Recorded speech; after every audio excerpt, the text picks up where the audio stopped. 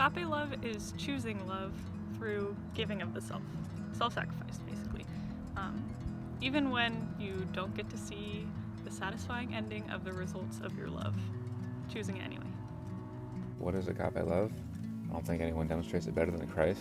It's self-sacrificial. He really gave it all, and he asks us to do the same. And Agape love is selfless, it's sacrificial, it's unconditional. It's the type of love that Jesus shows us, and that he calls us to show to others. And it's something that persists no matter what the circumstances may be.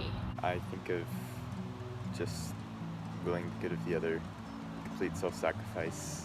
In my own life, my parents come to mind with whether it was small things like taking me to sports practices and sitting through them, or taking care of me when I was sick.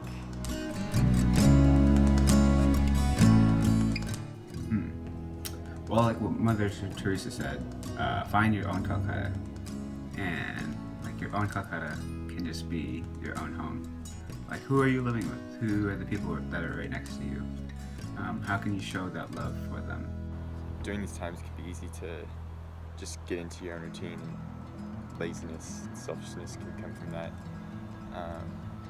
So trying to step out of that, get outside of yourself. St. Therese of Lisieux gives us a great example of how to live this agape love at home.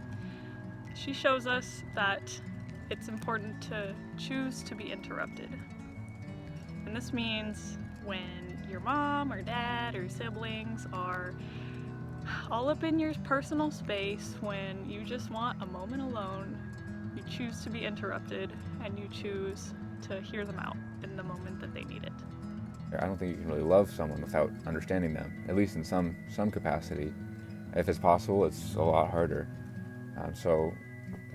In quarantine, a great way to live agape love is to try to understand each other, try to reach out with whoever you're quarantined with. I mean, you're spending presumably a lot of time with them, so it's a great time to talk through some disagreements and misunderstandings.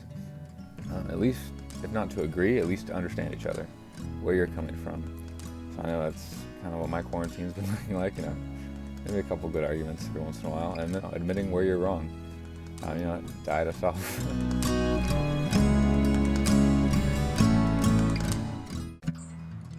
On food bank days, we're usually running around trying to make sure everything's in order and that everything will run smoothly. On those days, I see agape love in my coworkers, in the youth ministers, in the middle schoolers and high schoolers, and in all of the ways that they're sacrificing and coming together as one in order to make sure that we can serve these families. I also see it in the families, in the relationships that we have with them, and in the joy that they have. Agape love is sacrifice, and I have seen that so abundantly in the families that we serve, especially in the parents who sacrifice so much and face so many injustices, and yet they persevere with hope, and that hope is a hope for a better future for their children.